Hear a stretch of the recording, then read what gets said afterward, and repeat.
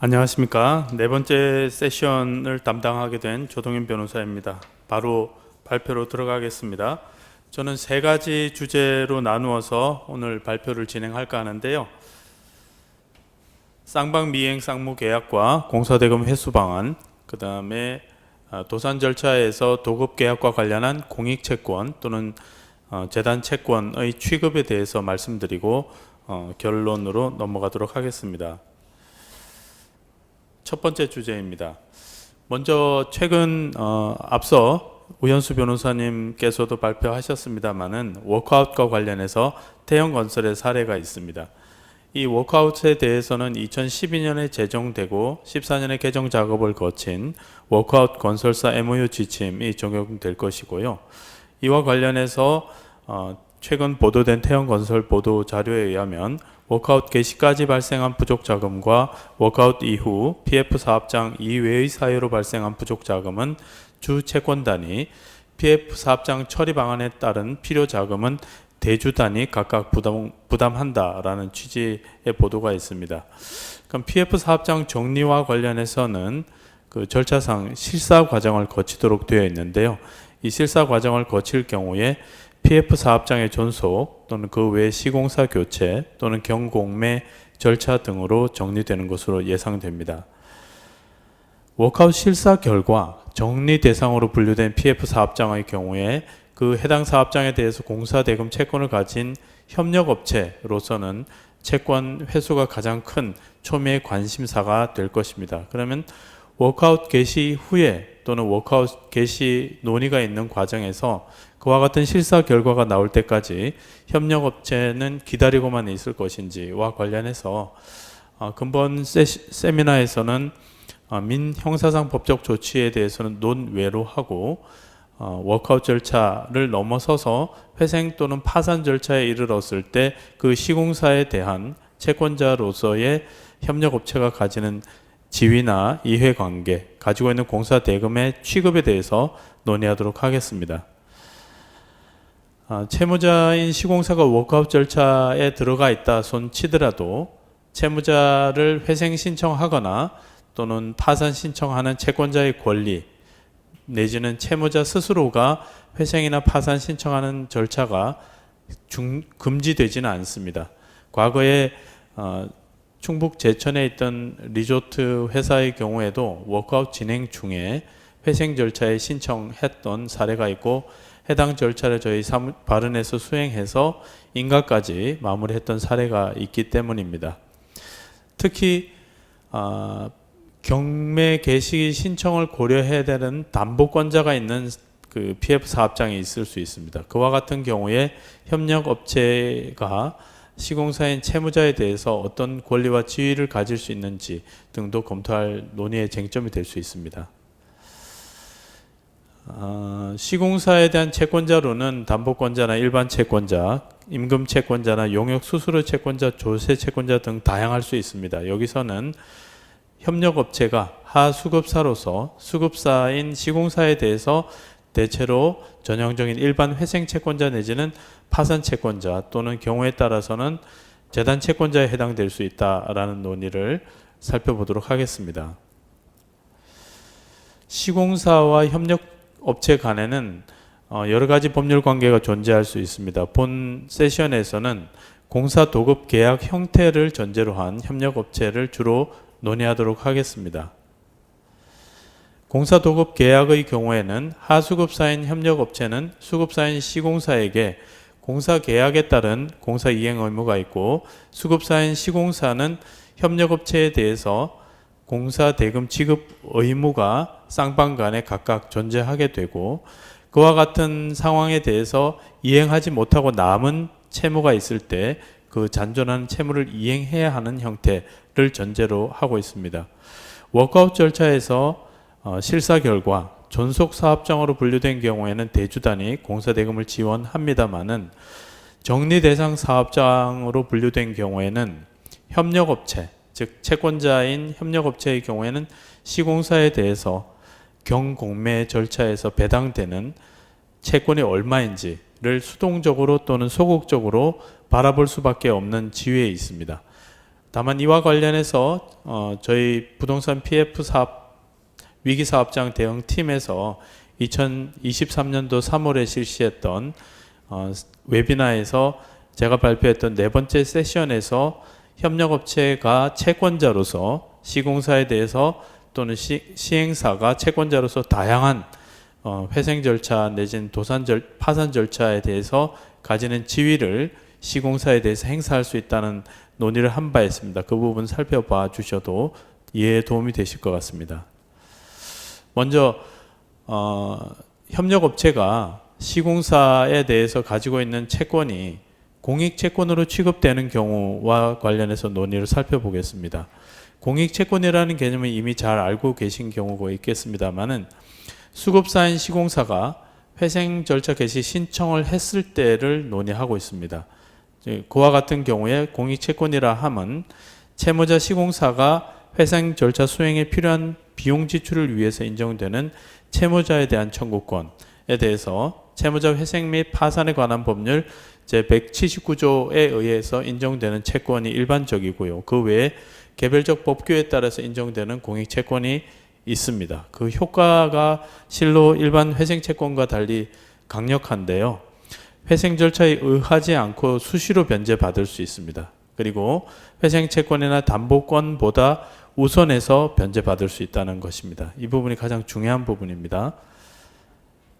관련해서 채무자회생법 제119조 제1항의 공익채권의 이해에 가장 도움이 되는 대표적인 판례가 2004-3512 판결인데요. 이 부분은 뒤에 법 제119조 제1항의 해석과 관련한 부분이기 때문에 이 요지 부분만 우선 살펴보도록 하겠습니다. 앞서 말씀드린 대법원 판례의 취지를 고려해 보면 실무상 시공사의 법률상 관리인이 쌍방 미행 쌍무 계약에 대해서 공사계약 이행을 선택하는 경우에는 회생 절차 개시 결정 이전의 기성고에 대한 공사대금 청구권을 포함해서 향후 공사대금 청구권 전부를 공익채권으로 취급한다라는 취지로 이해하시는 것이 수월하실 것입니다. 그와 관련해서 공익채권의 이행 지체로 인한 지연손해배상 채권 역시도 공익채권에 해당할 수 있다라고 이해를 하시면 도움이 되실 것 같습니다.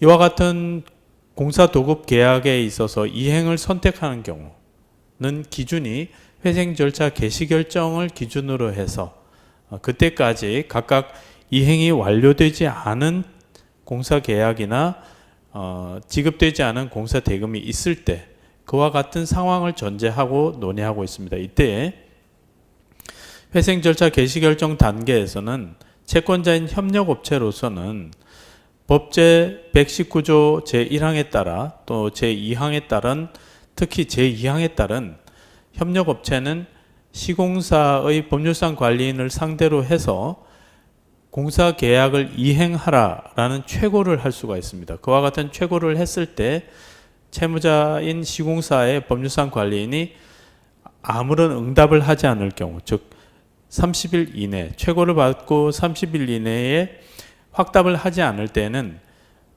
해제권 또는 해지권을 포기한 것으로 간주가 됩니다. 즉 이행을 선택한 것과 동일한 효과가 발생하게 됩니다.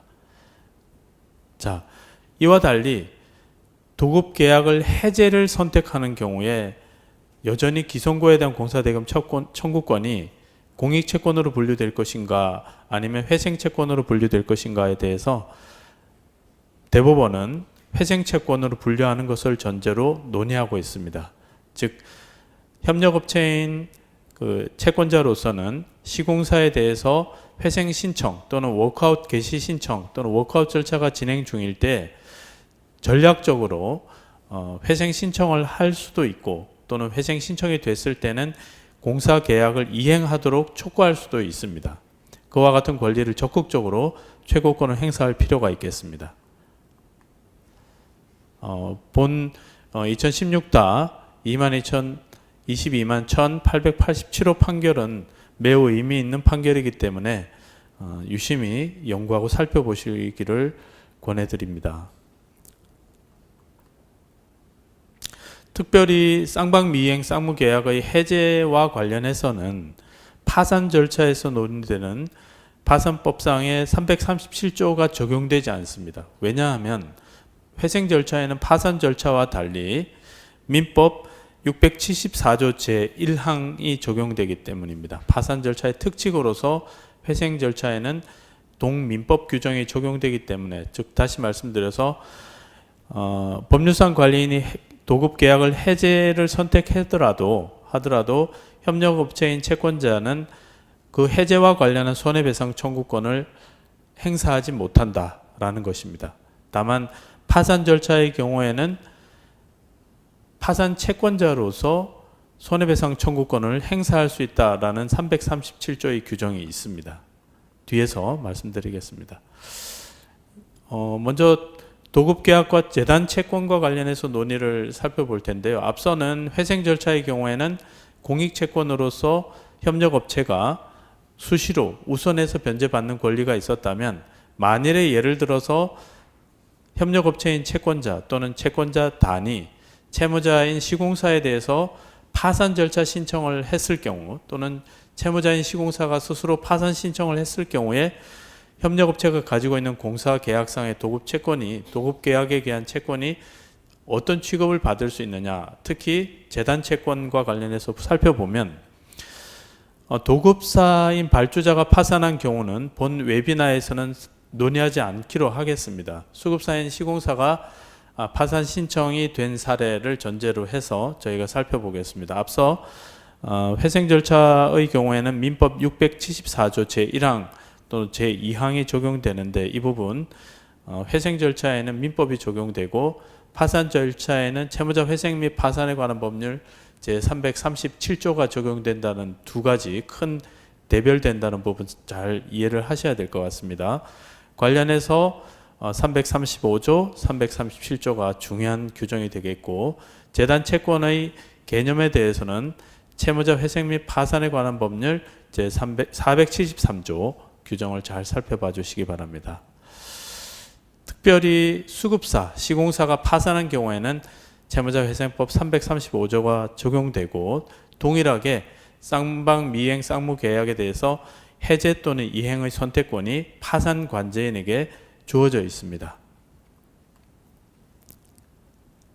다음 보시면 앞서 말씀드린 쌍방 미행 쌍무 계약에 예를 들어 공사 계약이 해제된 경우에는 협력업체인 상대방은 회생 절차와 달리 파산 채권자로서 손해배상 채권을 행사할 수 있습니다. 이 규정이 매우 특이한 규정인데 회생 절차와 다르다 하는 부분 잘 살펴봐 주시고요. 그러면 기손고에 대응하는 보수는 파산 재단을 구성하고, 이 보수와 협력업체인 상대방의 파산 재단에 가지는 지체 상금 등의 손해배상 채권과 통상 정산하는 것이 대법원 판결의 태도입니다.